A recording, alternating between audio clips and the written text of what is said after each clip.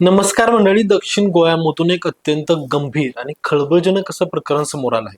एका भाजप नगरसेवकाच्या मुलाने 25 ते 30 अल्पवयीन मुलींचे लैंगिक शोषण करून त्यांचे अश्लील व्हिडिओ बनवून त्यांना ब्लॅकमेल करण्यात आल्याचा धक्कादायक घटना घडली आहे. आरोपी सोहम नाईक यांनी निष्पाप मुलींचे अश्लील व्हिडिओ नेमके बनवून त्यांना ब्लॅकमेल कसं केलं आणि या संपूर्ण प्रकरणामध्ये नेमकं काय झालं हे जरा जाणून घेऊया या व्हिडिओच्या माध्यमातून. गेल्या काही दिवसांपासून दक्षिण गोव्यातून एक अत्यंत खळबळजनक आणि गंभीर प्रकरण समोर येत आहे. कुडचढे नगरपालिकेतील एका भाजप नगरसेवकाचा मुलगा सोहम नाईक याने तब्बल 25 ते 30 अल्पवयीन मुलींचे लैंगिक शोषण केले आहे.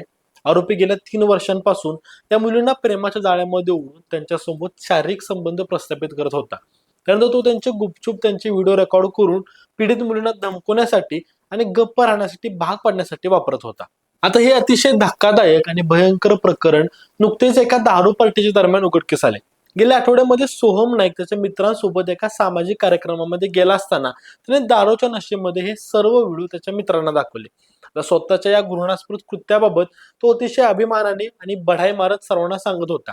ही माहिती हळूहळू बाहेर पडल्यानंतर या सेक्स स्कॅन्डलचा पर्दाफाश झाला आणि संपूर्ण कुडचढे परिसरामध्ये एकच खळबळ उडाली. आता या संपूर्ण घटनेची माहिती स्थानिक नागरिकांना मिळाल्यानंतर त्यांच्यामध्ये प्रचंड संतापाची लाट उसळली.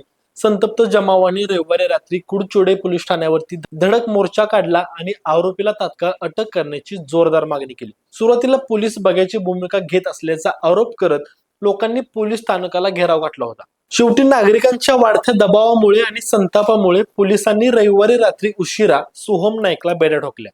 आता अल्पवयीन मुलींच्या अपेक्षाही व्हिडिओ तयार केल्याच्या गंभीर आरोपांमुळे सोहम नाईक विरोधामध्ये पोक्सो आणि माहिती तंत्रज्ञान कायद्यांतर्गत गुन्हा दाखल करण्यात आला आहे. सध्या या संपूर्ण प्रकरणाचा तपास गुन्हे शाखेकडून म्हणजेच क्राईम ब्रँच कडून अत्यंत कसून केला जात असून त्यामध्ये आणखीन कोणाचा सहभाग आहे का हे शोधण्याचे देखील प्रयत्न सुरू आहेत. राजकीय स्तरावरती देखील यावरून मोठे आरोप प्रत्यारोप सुरू असून अरविंद केजरीवाल यांनी देखील या प्रकरणावरून सरकारवरती कडक टीका केली आहे. माहिती देणारा हा व्हिडिओ तुम्हाला नेमका कसा वाटला आम्हाला कमेंट बॉक्समध्ये नक्की कळवा आणि त्याचबरोबर व्हिडिओ आवडल्यास ते व्हिडिओ लाईक करा, शेअर करा आणि अशाच प्रकारच्या माहितीविषयक व्हिडिओसाठी स्प्रेडिटला सबस्क्राईब करा. धन्यवाद.